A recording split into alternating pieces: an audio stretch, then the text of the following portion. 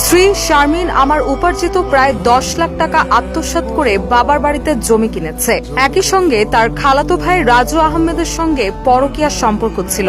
5টি লাশের ওপর রাখা চিরকুটে লেখা এই অভিযোগ ঘিরে এখন সামনে আসছে একের পর এক চাঞ্চল্যকর তথ্য।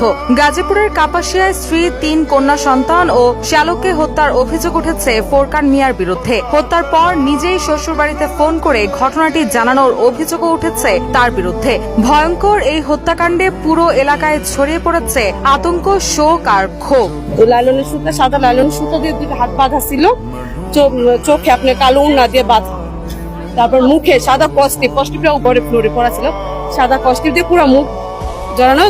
মানে হয় যে এই দিকে হয়তো কুপাইছে, পুরো ওয়ালটা পিছনে, যে মহিলার পিছনে যে ওয়ালটা, জানালার 2টা সাইডে পুরো ব্লাড। লাশের উপর পাওয়া সেই টাইপ করা অভিযোগপত্রে আরো উল্লেখ করা হয়, স্ত্রী শারমিন খানম শুধু অর্থ আত্মসাৎই করেননি, তার খালাতো ভাইয়ের সঙ্গে পরকীয়া সম্পর্কে জড়িয়ে পড়ে বলেও অভিযোগ করা হয়। বিষয়টি জানাজানি হওয়ার পর দাম্পত্য সম্পর্কে চরম অবনতি ঘটে। এমনকি গত 5 মে শারমিন ও কথিত প্রেমিক রাজু আহমেদ মিলে ফোরকানকে মারধর করেন বলেও দাবি করা হয়েছে ওই চিরকুটে।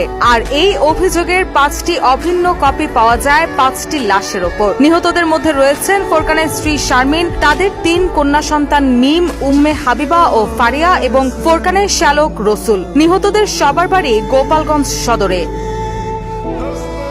ফোরকানের বিরুদ্ধে অভিযোগ রয়েছে, ঘটনার আগে চাকরি দেওয়ার কথা বলে শ্যালক রসুলকে বাড়িতে ডেকে নেন তিনি। এরপর শুক্রবার দিবাগত রাতে গাজীপুর জেলার কাপাসিয়া উপজেলার রাউতকোনা গ্রামের ভাড়া বাসায় সংঘটিত হয় এই নৃশংস হত্যাকাণ্ড।